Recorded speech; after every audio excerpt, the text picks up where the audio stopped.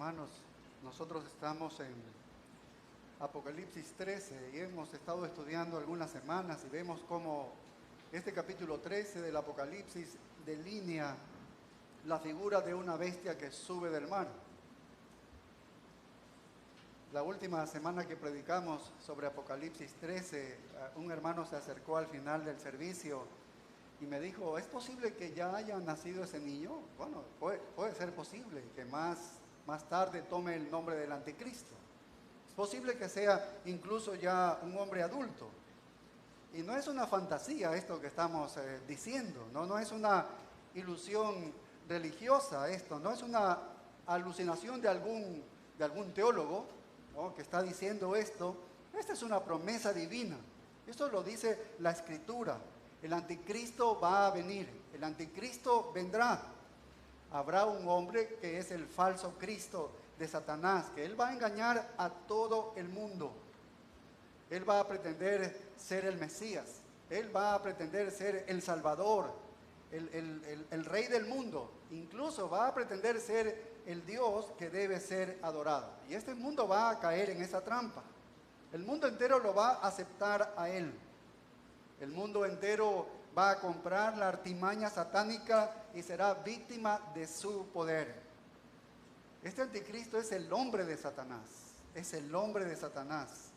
La agenda de él es destruir a la nación de Israel para que no pueda ser salvada, para que no puedan obtener un reino que ha sido prometido por Dios. Su deseo es impedir su salvación e impedir el reino. Así que él va a luchar contra todos los que crean en ese día y va a masacrar a todo el mundo que crea.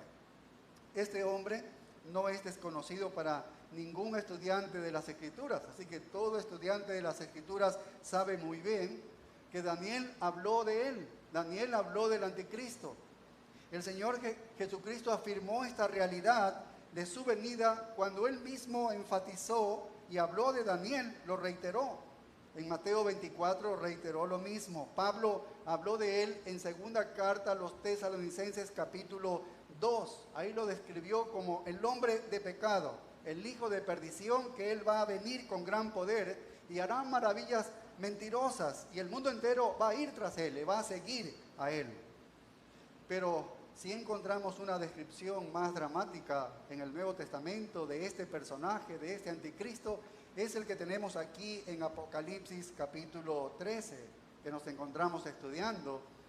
Y hemos visto cómo el verso 1 dice, me paré sobre la arena del mar, y aquí vemos su ascendencia, de dónde proviene, de dónde viene este personaje.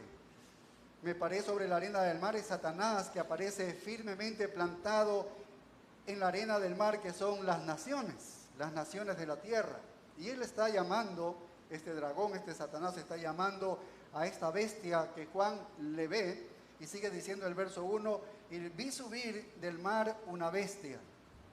El mar representa el abismo, el lugar donde están siendo esclavizados millones de demonios en este momento, y de ahí sale esta bestia. Y mire su ascendencia. Tenía 7 cabezas y 10 cuernos, la misma descripción de Satanás. Él es el hijo de Satanás, Satanás es su padre. Y este personaje es un rey, pero también gobierna sobre un reino mundial. Estas 7 cabezas son 7 reyes, 5 reyes pasados hemos hablado. El 6º es Roma, que es cuando estaba Juan escribiendo esta visión, está en el Imperio Romano él viviendo. Y el 7º será el que se va a levantar. El reino final que se va a levantar potenciado por todos los otros reyes, como si tuviesen el poder de todos los demás reinos, ¿sí? Y los 10 cuernos son símbolos del poder que representan a 10 reyes que se van a levantar en aquel tiempo. Y es de este grupo de 10 reyes que se levanta el anticristo, que va a surgir el anticristo. Y vimos también su autoridad. En el versículo 2 dice, y la bestia que vi era semejante a un leopardo, y sus pies como de oso, y su boca como boca de león. Y Daniel ya habló de estos 3 animales, personajes. Babilonia lo representa como un león por su grandeza, un reino muy grande. Medo-Persia como el oso por su ferocidad, y Grecia como un leopardo porque se movía con una velocidad asombrosa. Pero aquí en Apocalipsis 13 vemos de nuevo esos mismos animales. Pero esta vez el leopardo, el oso y el león están encarnados en esta bestia. Los tres están encarnados en esta bestia. Es como que ese poder unido está en esta bestia. Así que el poder de Babilonia está allí. La ferocidad de Medo-Persia está allí. La velocidad de Grecia está allí. Un imperio mundial que sale de la antigua Roma para cubrir todo el globo, todo el mundo entero. Y esto encarna la ferocidad de todos estos reinos anteriores. Y luego dice, el dragón le dio su poder y su trono y grande autoridad. El dragón es Satanás, que le da a esta bestia todo esto. Pero no queda ahí. Mira que el mundo va a quedar asombrado por él. El mundo va de alguna manera a clamarle a él. En el verso 3 dice, vi una de sus cabezas como herida de muerte, pero su herida mortal fue sanada, y se maravilló toda la tierra en pos de la bestia, y adoraron al dragón que había dado autoridad a la bestia, y adoraron a la bestia. Y nos preguntamos cómo es que se va a convertir en el Dios para todo el mundo, y de dónde va a obtener tanto poder. Bueno, porque el mundo dice que se va a asombrar de él. Van a estar maravillados los habitantes del mundo globalizado. Y lo van a seguir porque dice que van en pos de la bestia. ¿Por qué se maravillan? ¿Por qué le siguen y va a tener todo este poder de que le van a seguir todas las personas? Porque una de sus cabezas es como si hubiese sido asesinada. El verso 3 dice, vi una de sus cabezas como herida de muerte. Y dijimos que aquí se habría dos opciones. La primera opción es la cabeza que representa a Roma, que sería el sexto reino cuando Juan está escribiendo aquí el libro de Juan.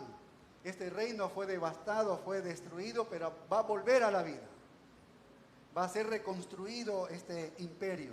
Y este es el asombroso milagro que la gente verá a un imperio romano revivido, pero potenciado, ¿no? Y ocupará no solo el imperio romano antiguo, sino mucho más.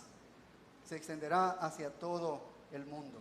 Y la otra opción es que se refiere a una persona específica, y decíamos que nos íbamos por esta opción, porque hay asombro, hay aclamación mundial al aparentemente resucitar a este personaje que muere.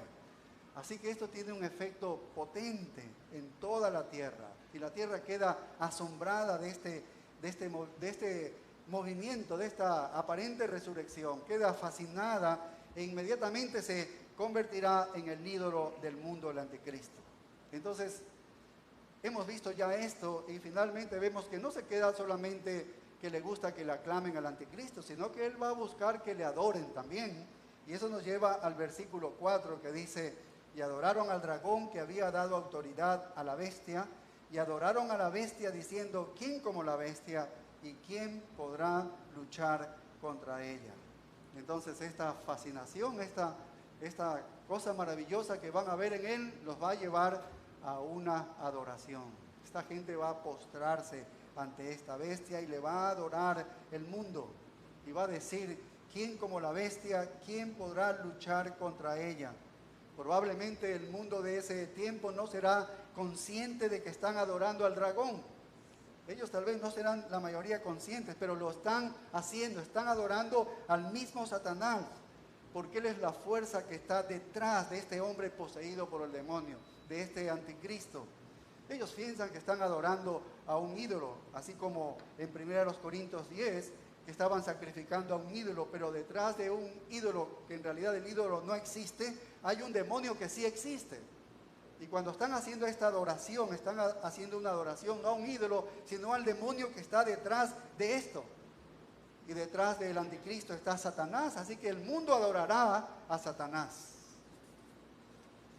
Y esto nos lleva ahora sí a nuestro estudio en este día, en el versículo 5, que es otra característica que podemos vislumbrar en este personaje, en este individuo, que el apóstol Juan está describiéndolo aquí, en esta visión que él tiene. Es una característica interesante, pero la entendemos nosotros porque viene de Satanás, es una característica del mismo Satanás, y la reconocemos muy bien porque nosotros hemos nacido también con esa característica y luchamos el día de hoy con esa característica, ¿sí? Aunque es pasado para nosotros, pero ahí está en la carne levantándose todos los días. Mira el verso 5 lo que dice.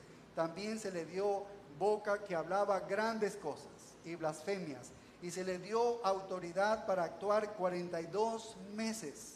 Ay, qué interesante, porque 2 veces dice se le dio, se le dio. ¿Quién es el que le da?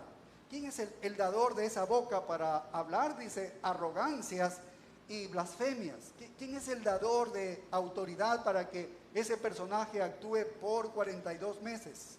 Bueno, entendemos claramente que no puede ser Satanás quien le ha dado eso, ¿no? Porque Satanás inmediatamente haría que el accionar del anticristo sea ilimitado. Sigue haciéndolo todo el tiempo, pero aquí está limitado a 42 meses y el único que puede establecer un límite a la operación del anticristo es Dios.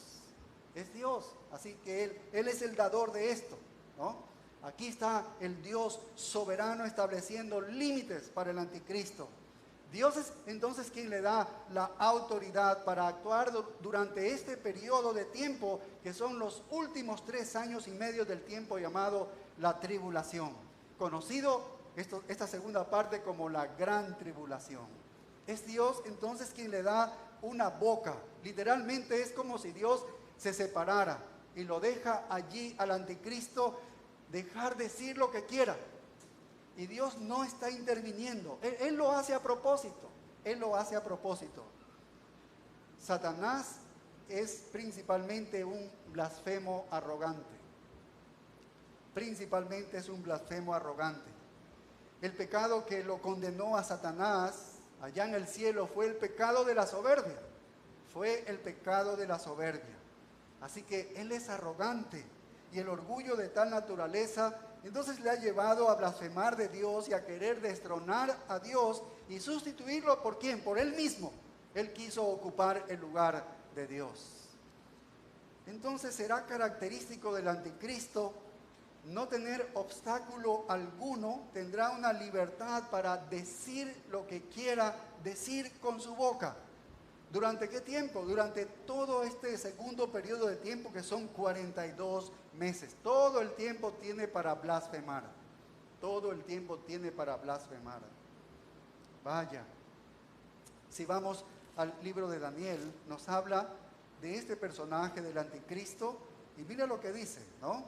Relata esta misma característica que estamos estudiando, que es su arrogancia, la arrogancia de este anticristo. Mira, Daniel también lo señala en el capítulo 7 y el versículo 8. Daniel capítulo 7 y el versículo 8 dice: mientras yo contemplaba los cuernos, he aquí que otro cuerno pequeño salía entre ellos. Y delante de él fueron arrancados 3 cuernos de los primeros. Y he aquí que este cuerno tenía ojos como de hombre y una boca, y ahí está, nuevamente, una boca que hablaba grandes cosas. Grandes cosas es que está pronuncia grandes jactancias. Está jactándose, ¿sí? Mira el verso 11 lo que sigue diciendo, verso 11. Yo entonces miraba a causa del sonido de las grandes palabras que hablaba el cuerno. Miraba hasta que mataron a la bestia y su cuerpo fue destrozado y entregado para ser quemado en el fuego. Sigue afirmando lo que hará este hombre con su boca. De nuevo nos encontramos ahí en el versículo 20. Mira, versículo 20 dice: asimismo, acerca de los 10 cuernos que tenía su cabeza y de otro que le había salido, delante del cual habían caído 3, y este mismo cuerno tenía ojos y mira, y boca que hablaba grandes cosas y parecía más grande que sus compañeros.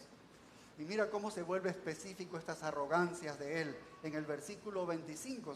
Si bajamos un poco más al verso 25 y dice: y hablará palabras ¿contra quién? Contra el Altísimo. Y a los santos del Altísimo quebrantará y pensará en cambiar los tiempos y la ley. Y mira lo que sigue diciendo ahí el verso 25. Y serán entregados en su mano hasta tiempo y tiempos y medio tiempo, que son los 3 años y medio. Desplacémonos un poco más a Daniel capítulo 11 y el verso 36. Daniel 11:36.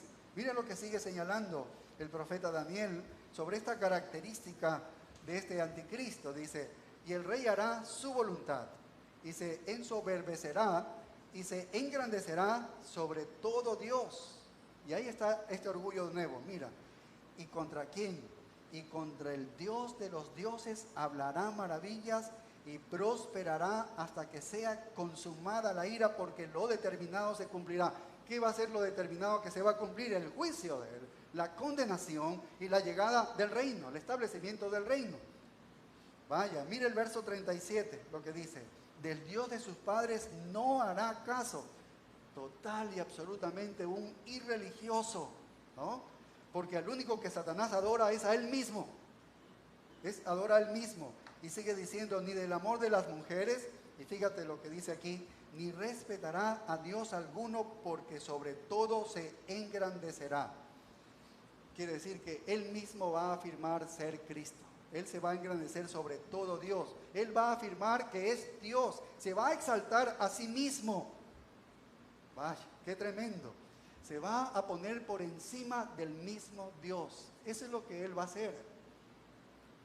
Ahora, el apóstol Pablo también dijo lo mismo en la segunda carta a los Tesalonicenses, capítulo 2 y el verso 4.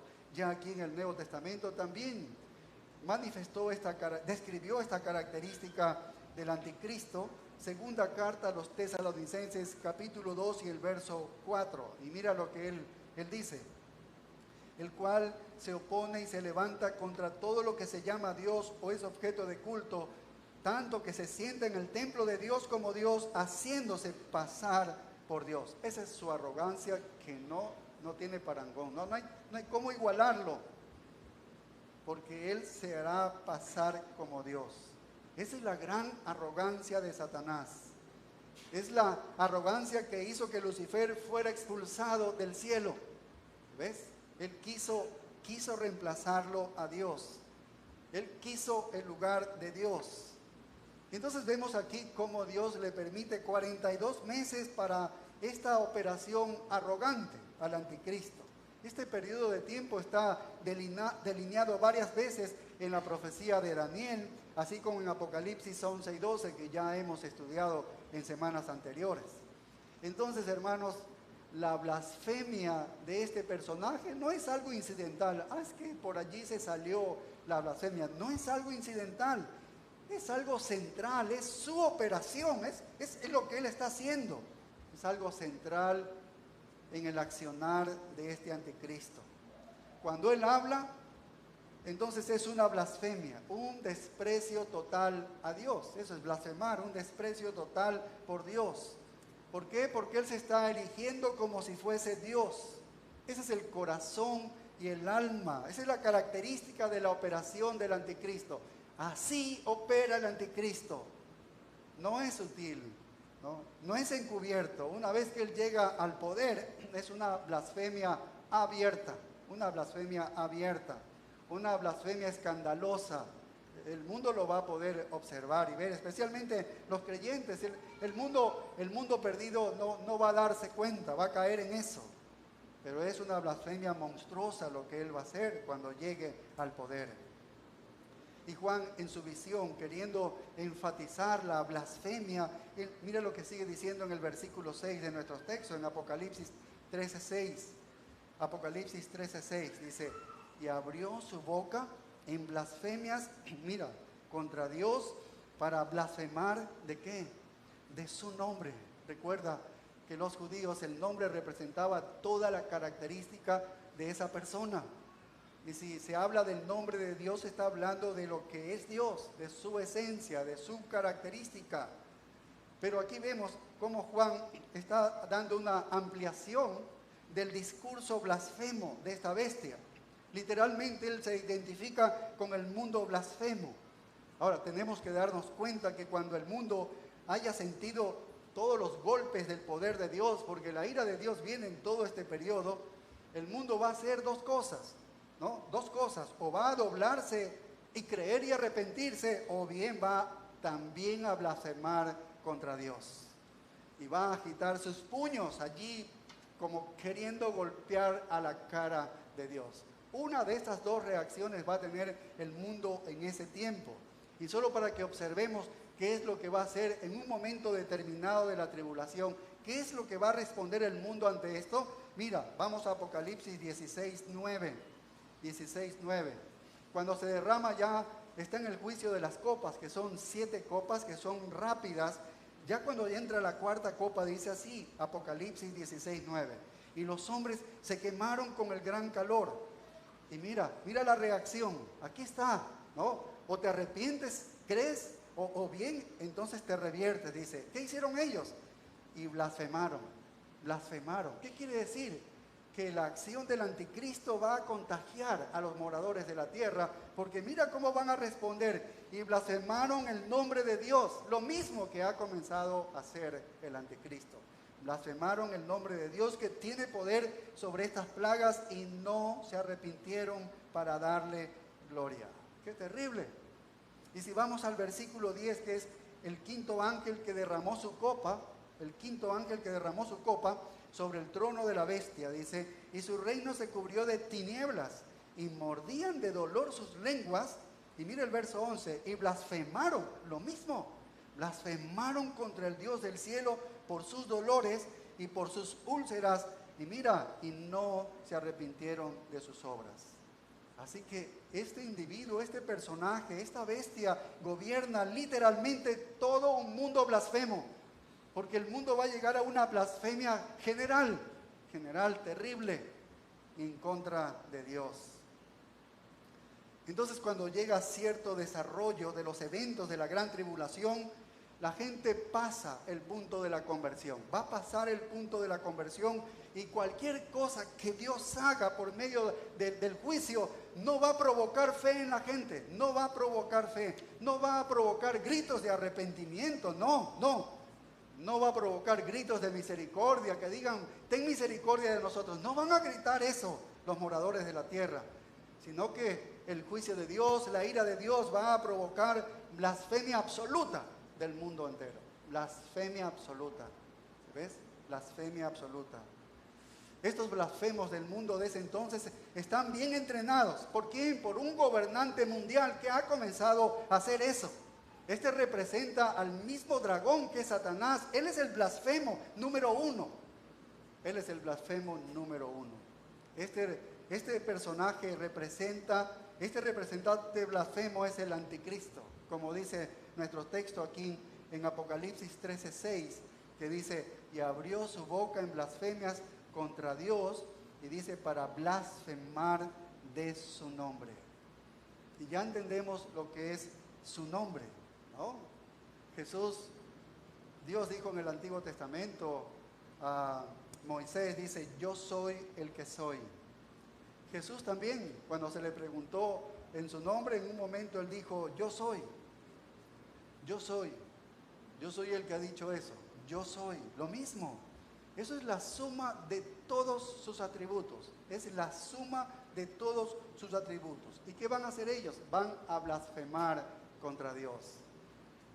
Es decir, que van a despreciar a Dios, van a despreciar los atributos de Dios.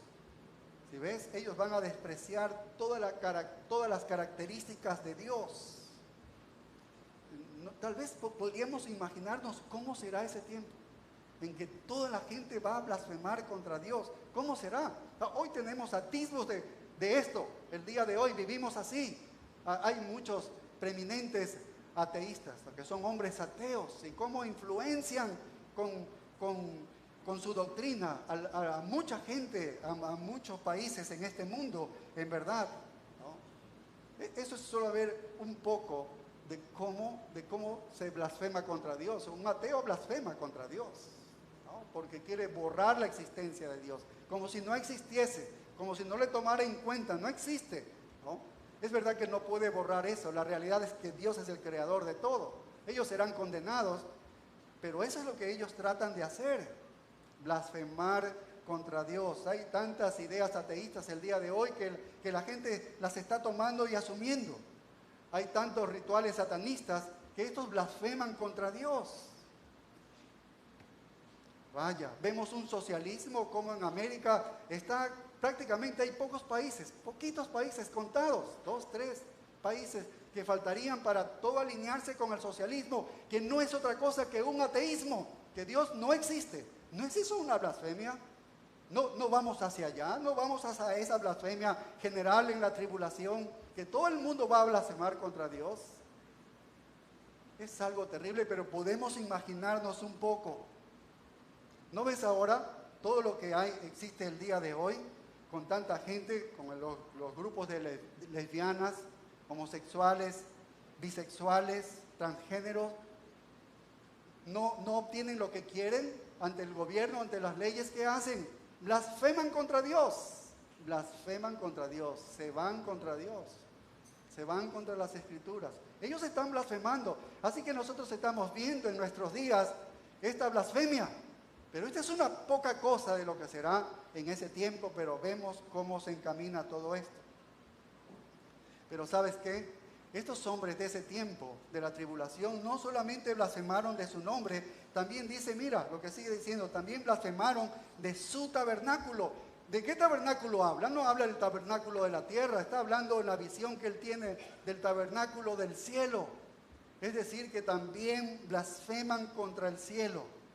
Y no se contentan con blasfemar contra el cielo, sino también, mire lo que sigue diciendo el verso 6. Dice, y de los que moran en el cielo. Vaya, estos blasfeman del carácter de Dios, blasfeman de la morada de Dios, que es el cielo, y blasfemarán de todos los que moran con Él, los que están en ese momento morando con Él. Literalmente el mundo va a estar envuelto en la blasfemia de Satanás y el anticristo. El anticristo es el gran profesor, el gran instructor de la blasfemia para todo el mundo. Así va a reaccionar en un momento específico de la tribulación todas las personas. No van a arrepentirse, no va a provocar la fe, ¿no? Sino que va a provocar la blasfemia, cualquier acto de Dios. Vaya, ellos van a blasfemar de los que habitan en el cielo. ¿Quiénes son ellos? Los santos redimidos, glorificados, que están ante el trono de Dios.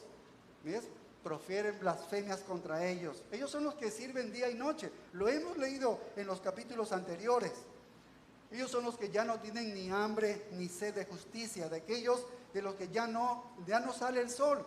Estos santos redimidos y glorificados que están con el Señor, que ya están en el cielo. ¿Ves? De ellos van a blasfemar. Y también de otros seres que están en el cielo como los ángeles. Así que este anticristo va a llevar a toda la población a blasfemar de ellos. Y no solamente que va a hablar blasfemias contra ellos, sino que va a llevarlos a accionar. Hay una acción aquí. Y mira el versículo 7, nos lleva a la actividad de este anticristo. ¿Sí? A la actividad de este anticristo. Y dice, y se le permitió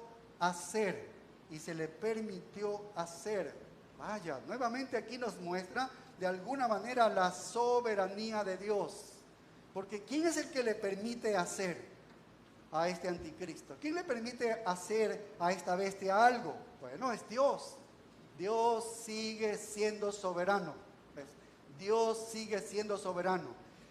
Estos últimos días hemos vivido una especie de anarquía, pero oye, Dios sigue siendo soberano. Parecería que no hay control, parecería que no hay leyes, parecería que no hay un presidente que da reglas firmes, ¿no? Parecería que no hay policías y que la policía no es suficiente para toda la delincuencia, parecería eso, pero ¿sabes qué? Dios sigue tomando el control. Dios permite, ahí dice, y se le permitió hacer. Parecería que los jueces pueden hacer lo que sea, que la gente a lo malo le dice bueno y a lo bueno le dice malo. Parece que todo es una confusión en este mundo, pero recuerda, Dios tiene el control.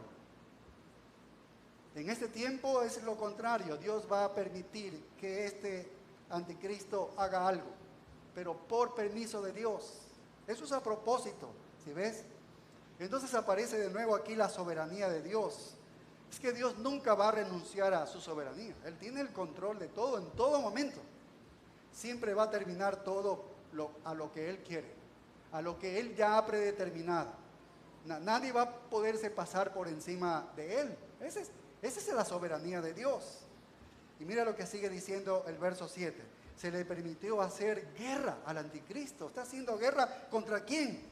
Contra los santos y vencerlos. También se le dio autoridad sobre toda tribu, pueblo, lengua y nación. O sea que Él gobierna el mundo entero. Pero el objeto particular del veneno de este anticristo y de esta blasfemia que él tiene, de este odio que tiene en su corazón, son los santos, son los creyentes de ese tiempo. En Daniel 7:27, es interesante porque nos señala esto en Daniel 7:27, dice, y hablará palabras contra el Altísimo y a los santos del Altísimo quebrantará. Lo leímos hace un momento. Lo va a quebrantar a los santos del Altísimo de ese tiempo, va tras ellos, los va a destruir a los creyentes de ese tiempo. Mira Daniel 9:27, 2 capítulos más adelante, Daniel 9:27 dice, y por otra semana confirmará el pacto con muchos, a la mitad de la semana hará cesar el sacrificio y la ofrenda, después con la muchedumbre de las abominaciones vendrá el desolador. Aquí abomina y desola el templo. Y eso inicia el punto medio, la furia de su odio a los santos y su intención asesina que tiene para perseguir a todo cristiano. Y Daniel capítulo 11 dice que va a honrar a un Dios de las fortalezas, lo que significa un Dios de la fuerza, un Dios de poder. Así que será un gran soldado y va a comandar un gran ejército este anticristo en ese periodo. Va a comandar un gran ejército. Y mira, Jesús en Mateo 24:15, Él advirtió y dio una admonición, de esta obra desoladora. Él dijo así en Mateo 24:15, por tanto, cuando veáis en el lugar santo la abominación desoladora del que habló el profeta Daniel, entonces, ¿qué dice? Oye, corre, oye, huye, si estás en la azotea, baja, sal de ese lugar, no vuelvas a tomar nada de tu capa, corre. ¿Por qué? Porque el anticristo va tras ti. Ese es ese periodo. Es este justo periodo a los 3 años y medio. Va a ir con toda la furia. Hemos estudiado Apocalipsis 6. ¿Cómo están allí ese grupo de mártires, o de almas de mártires que están allí pidiendo al Señor que haga justicia porque han derramado la sangre de ellos? Son los mártires. En Apocalipsis 7 vemos a toda esa multitud que está de pie ante el Cordero, ¿no? Y que habían salido de la gran tribulación y habían sido lavados por la sangre del Cordero. Estos fueron los perseguidos por el anticristo que los llegó a matar a ellos, a estos cristianos. Recuerden que Él va a matar a los 2 testigos, Apocalipsis 11. Eso es parte de la soberanía de Dios. Le va a dar permiso para poder matar a esos 2 testigos. Y en Apocalipsis 17:14 dice, pelearán contra el Cordero. Pelearán contra el Cordero. Y el Cordero los vencerá. Y el Cordero los vencerá porque Él es el Señor de señores y Rey de reyes. Y los que están con Él son llamados y elegidos y fieles. Así que nosotros sabemos el final de la historia, que es triunfo, que es victoria para el creyente. ¿Sí ves? Se va a triunfar cuando intente volver de su batalla contra Cristo. Pero el anticristo va a dirigir una matanza mundial de incrédulos. Bueno, debería decirse una matanza mundial de creyentes, porque es a ellos quien los va a perseguir y los va a matar, ¿no? Va a acabar con los judíos y con todo creyente de ese tiempo. Va a querer acabarlos completamente, ¿sí? Este anticristo es un hombre que hará todos estos destrozos. Mira Apocalipsis 17:6, dice, describe este imperio final del anticristo como ebrio de la sangre de los santos y de la sangre de los testigos de Jesús. Esa es la religión falsa, siempre ha matado a los santos, ¿sí? A través de la historia, y al final será así también. ¿Sí ves? Esta es la religión falsa mundial. Y va a matar a los santos y lo hará en su forma final y consumada. Regresando a nuestro texto, Apocalipsis 13 y el verso 7, mira lo que dice. Y se le permitió hacer guerra contra los santos y vencerlos. Y vencerlos. ¿Qué significa esto para nosotros? Cualquiera de nosotros lee esto y dice, pero ¿cómo vamos a perder allí esa batalla? ¿No? Bueno, vamos a triunfar, porque el anticristo no podrá destruir la fe de esos creyentes. No puede tocar la fe de esos creyentes, ¿ves? Sí puede tomar la vida de esos creyentes, pero no puede tomar la fe de esos creyentes. ¿Entiendes lo que dice? ¿Ves lo que es la victoria y el triunfo, como lo concibe Dios? Que no hay nada que pueda destruir la fe de un creyente. No hay nada que pueda destruir la fe de un creyente. No dice así Romanos 8, ni principados, ni potestades, ni el anticristo, que va a ser una gran potestad. Tiene poder para hacer eso, poder para matar físicamente a un creyente, pero no podrá destruir la fe de ese creyente. Oye, la fe que tenemos en Cristo es una fe indomable, es una fe victoriosa. No se rinde, nunca se va a rendir un creyente, ¿entiendes? Eso lo garantiza nuestro Señor aquí. Y mira lo que sigue diciendo el verso 7. También se le dio autoridad sobre toda tribu, pueblo, lengua y nación. Ay, parece que esta frase se refiere a la totalidad de la población no regenerada, ¿no? A ellos podrá hacerle, no a los creyentes, no a los creyentes. Bien, y veamos finalmente cómo él consigue admiradores, ¿sí? El versículo 8 dice, y la adoraron todos los moradores de la tierra. La adoraron todos los moradores de la tierra. Vaya, qué tremendo, ¿no? Todos los moradores de la tierra, es decir, todos, absolutamente todos, no son todos. Mira lo que sigue diciendo, cuyos nombres no estaban escritos en el libro de la vida del Cordero que fue inmolado desde el principio del mundo. Todos le van a adorar, menos los elegidos, ¿entiendes? Menos los elegidos, porque ellos mantienen su fe. Ellos han sido elegidos por Dios. Así que todos los que habitan en la tierra lo van a adorar. Eso es lo que dice esencialmente. ¿Recuerdan el versículo 4, Apocalipsis 13:4, que dice, adoraron al dragón, que es Satanás, y adoraron también a la bestia? Todos los moradores de la tierra, ¿sí? Todos los moradores de la tierra. Segunda a los Tesalonicenses 2:10, hace un acápite interesante el apóstol Pablo sobre esto. Segunda a los Tesalonicenses 2:10 dice, y con todo engaño de iniquidad para los que se pierden, dice, con todo engaño de iniquidad para los que se pierden, que es los que se condenan. ¿Por qué?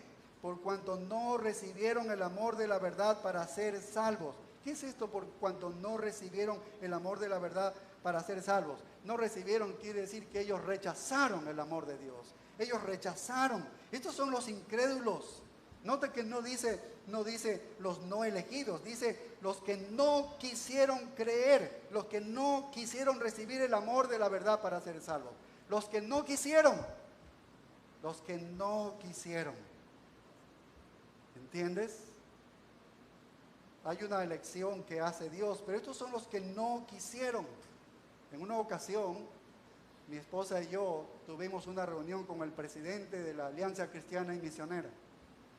Y la pregunta que nos hizo, o no sé si fue una pregunta o un ataque, lo que él hizo, pero él dijo, por la doctrina que tú tienes, dice, yo tengo un hermano, que él se esconde en que él no ha sido elegido de Dios, que él no es un elegido de Dios y por lo tanto él no viene a los pies de Cristo. Él no viene a los pies de Cristo. Ese es un entendimiento torcido de la Escritura, de los textos que hablan la Escritura. Porque en Juan 6:44 dice, Jesús dice, ninguno puede venir a mí, mira, ninguno puede venir a mí si el Padre que me envió no le trajere. Es decir, nadie puede venir a Cristo a ser salvo si es que Dios no le ha elegido. Eso es lo que está diciendo. Todo depende del Padre. Tú vienes a mí es porque, ¿sabes por qué vienes a mí? Porque el Padre te eligió para que tú vengas a mí y seas salvo. Entonces, ¿de quién es el escogimiento? De Dios. Y aquí dice los elegidos. Dios hace y obra esta salvación. Dios hace y obra esta salvación. Lo que este pastor de la Alianza Cristiana y Misionera no entendía es de que la Biblia nunca está diciendo que Dios no elige a alguien. Eso no dice la Escritura. Y él decía eso. Es decir, mi hermano dice nunca va a llegar a ser salvo porque él dice que Dios no lo ha elegido. Pero ¿dónde está en la Biblia que dice que Dios no ha elegido a alguien? En la Biblia solo está que Dios ha elegido, dice, nada más. Y si alguien ha sido salvo es porque Dios te eligió. ¿Y por qué se condenan entonces? No porque Dios no te eligió. Entonces Dios pone la responsabilidad sobre el hombre, sobre el pecador. Él dice, tú no vienes a mí porque no quieres, porque amas tu pecado. Esa es la realidad del pecador. No es que Dios no te escogió, es que amas el pecado y no lo quieres abandonar al pecado. Y eso es lo que estamos observando aquí. Nunca debemos decir que alguien no ha sido elegido, porque eso no dice la Biblia. No dice la Biblia. La Biblia siempre pone el peso de la responsabilidad en el pecador que está rechazando a Cristo. Y así equilibra esto. Los que se salvan son los elegidos y los que se pierden son los que no creyeron. ¿Entiendes? Los que no creyeron porque aman su pecado. La incredulidad condena, la fe salva. La fe salva. Pero mira, hay un factor limitante en esta adoración masiva del anticristo. Aquí, mira en el versículo 8, dice, esto es limitante, ¿no? Dice, ¿quiénes no le adoraron a la bestia? Dice, cuyos nombres no estaban escritos. ¿Quiénes le adoraron a la bestia cuyos nombres no estaban escritos en el libro de la vida del Cordero que fue inmolado desde el principio del mundo? Vaya, los que no fueron registrados en este libro, esos le adoraron. Pero los que sí fueron registrados, que fueron los elegidos, esos no lo van a adorar. Oye, no lo harán, ¿entiendes? No lo harán. No lo harán, no lo harán. Esta es una gran declaración para los que son elegidos, ¿ves? Todo creyente es identificado de esta manera en el libro del Apocalipsis como aquellos cuyos nombres fueron escritos desde antes de la fundación del libro, del mundo. ¿A dónde? En el libro de la vida. Y hay muchos textos aquí en el Apocalipsis que nos habla del libro de la vida. Por lo menos 7 veces se menciona en el libro de Apocalipsis. Y el libro de la vida es simplemente el libro en el que Dios inscribe los nombres de los elegidos. Ese es el libro de la vida. Dios inscribe el nombre de los elegidos. Vaya, qué bendición tan grande. Y Jesús ya advirtió de eso, porque se van a levantar muchos falsos cristos y falsos profetas y harán grandes señales y prodigios. Está hablando del tiempo de la tribulación y de la gran tribulación. Dice, de tal manera que engañarán. Dice, si fuere posible, pero no es posible. Tú lo estás entendiendo ahora, porque él dice, el elegido está en el libro de la vida. Ese no va a adorar al anticristo.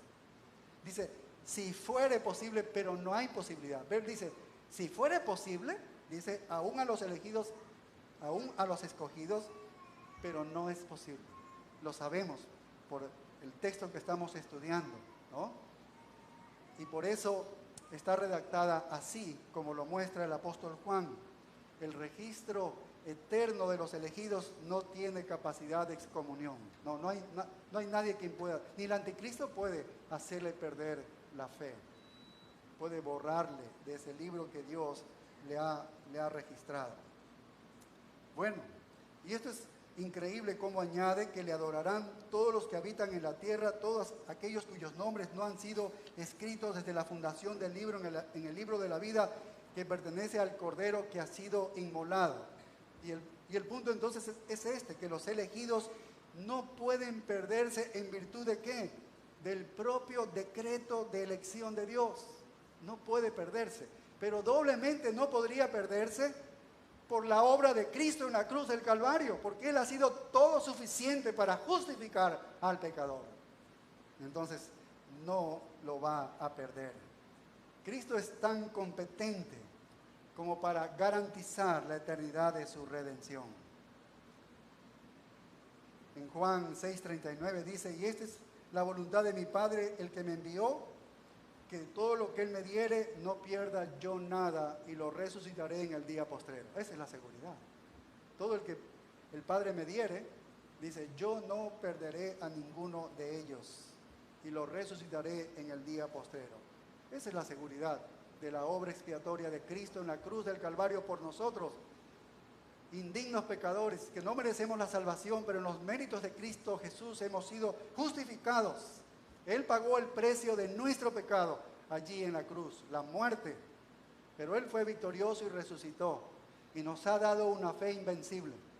Nos ha dado una fe que ni el anticristo podrá, en el tiempo de los creyentes, en el tiempo de la tribulación, podrá hacerle torcer el brazo y confesar algo diferente. No va a ocurrir eso, no va a ocurrir eso.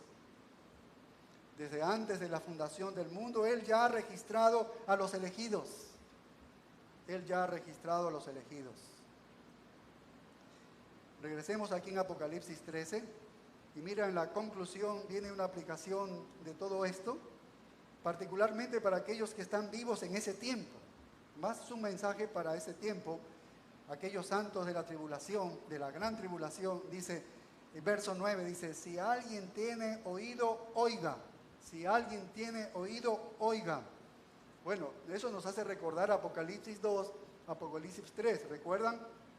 El tiempo del mensaje a las iglesias, que al terminar en cada iglesia se decía, bueno, el que tiene oído, oiga, pero aumentaba una frase que dice, lo que el Espíritu dice, lo que el Espíritu dice. Aquí no tiene eso, ¿no? Oiga lo que el Espíritu dice a las iglesias. Esto es una nota curiosa. ¿Por qué no está allí el Espíritu? Bueno, lo entendemos los que creemos en el rapto pretribulacional, o los que creen también que la iglesia será llevada en la mitad de la tribulación. Bueno, creen, no está el Espíritu porque el Espíritu ha sido llevado con la iglesia, no está allí.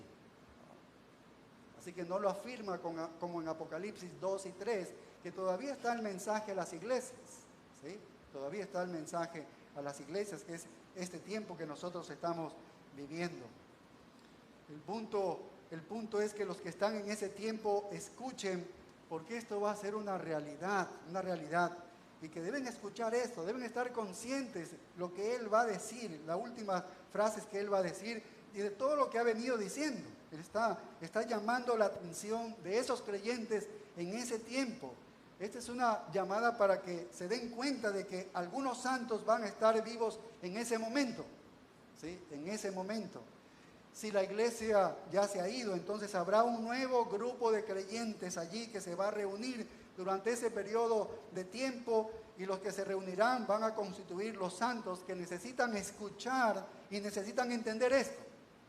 A ellos les está diciendo, oye, si tienes oído, debes oír esto. ¿Y cuál es eso? ¿Qué les está diciendo? ¿Qué cosa es? Es una especie de proverbio, dice, si alguno lleva en cautividad, va en cautividad. ¿Qué significa esto? Si alguno va destinado al cautiverio va, le está diciendo. Si alguno va destinado al cautiverio se va a ir, ¿sí? No va a ocurrir algo diferente, vas al cautiverio, ¿no? Quiere decir que si Dios ha destinado eso, oye, vas a tener que ir, vas a tener que aceptar eso, vas a tener que aceptarlo, ¿sí? No debes luchar contra esto que Dios ya ha establecido, ¿sí ves? Sabes que el anticristo viene, y si Dios te ha destinado a experimentar el cautiverio del anticristo e incluso la ejecución con su propia mano, este es el destino de Dios para ti. Así que tú debes aceptarlo, debes ir en esto, porque Dios ha establecido así. No debes resistirte, ¿no? Hoy día tenemos un montón de cristianos militantes que dicen, bueno, no le confirmaron, pero dice que algunos de la revuelta esta, que son dirigentes de cristianos evangélicos, ¿no? Debe ser entre comillas, ¿no? Que ellos quieren hacer revueltas, pero lo que está diciendo el Señor, oye, en ese tiempo, como cristiano no vayas a hacerte revuelta y vas a querer irte en contra del anticristo y vas a pelear con armas y todo con el anticristo. No hagas eso, es lo que está diciendo. Está anticipándoles. está diciéndoles que no debes actuar así, ¿no? No vas, y seguramente por ser creyente vas a estar en la cárcel. Muchos van a morir, pero vas a estar en la cárcel, ¿no?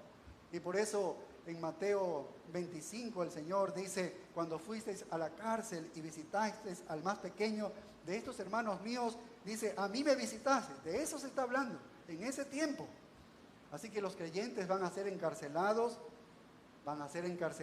y ejecutados. La gran mayoría de ellos. Y lo que está diciéndoles entonces es, si tu destino va a ser el cautiverio, es decir, tú te vas a convertir en el tiempo de la tribulación, oye, no tomes represalias, acepta esa muerte, ¿no? Acepta esa muerte.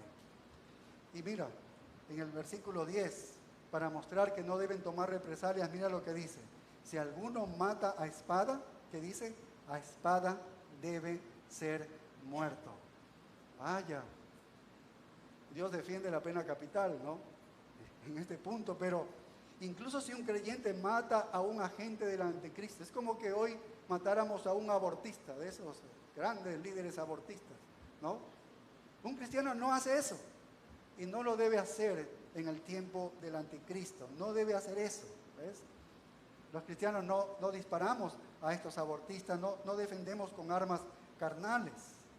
Si se está destinado al cautiverio y al martirio, allá vaya, al cautiverio y al martirio, ¿no?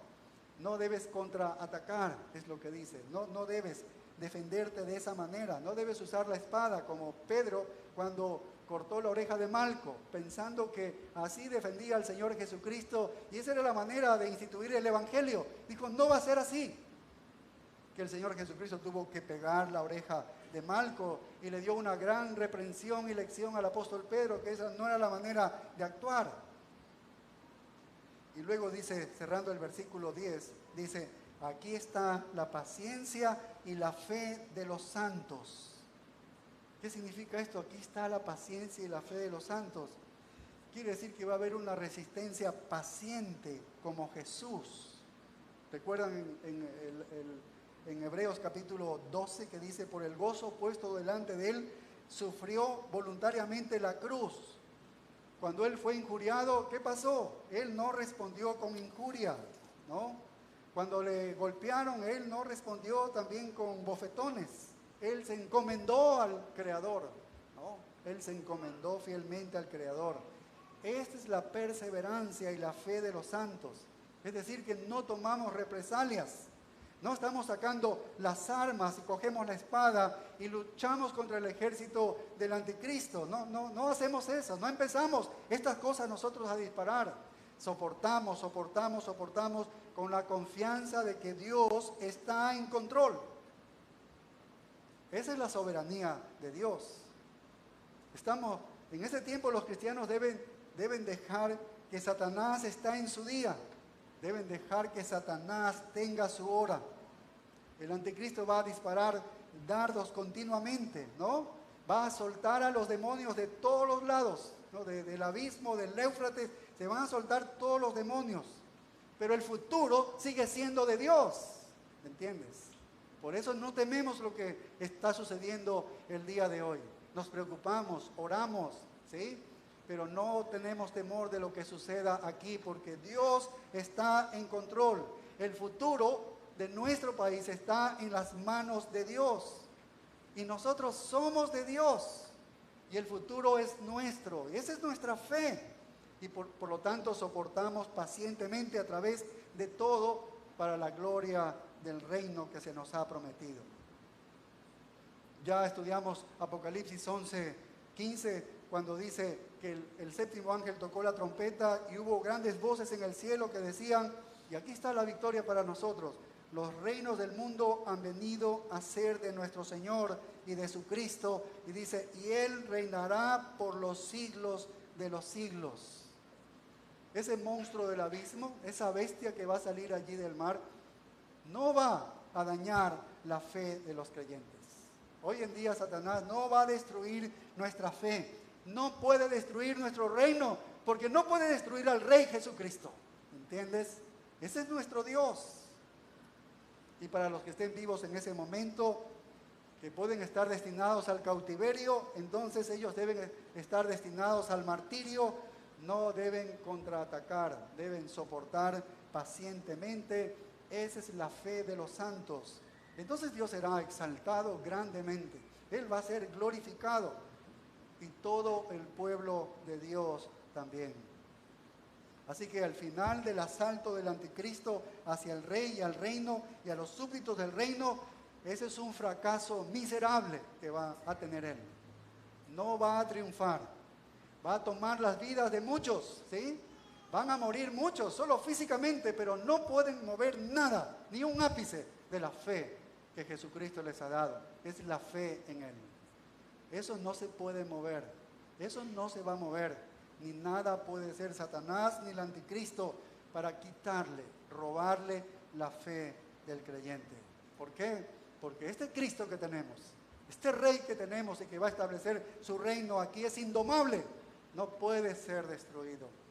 Ese es nuestro Rey. Por eso dice, somos más que vencedores. Amén. Gracias, Señor, por esta promesa tan firme para nosotros. ¿Cómo nos haces poner los pies sobre la tierra? Vivimos en un mundo torcido, confundido, accidentado, donde lo malo se dice que es bueno y lo bueno malo, que parecería que tú te hubieses ido de vacaciones, como alguien dijo. No es así, Señor. Estás en control de todo. Oh Padre, haz que estas crisis que estamos viviendo, preparen nuestro carácter y esta fe brille más cada vez, Señor, dándonos esta valentía y esta victoria, entendiéndola que no va a poder minar nuestra fe. Todo lo contrario, se va a evidenciar mucho más, Señor, esta fe victoriosa que la tenemos en Cristo Jesús. Gracias. En el nombre glorioso de nuestro Señor Jesucristo. Amén. Nos ponemos de pie, hermano.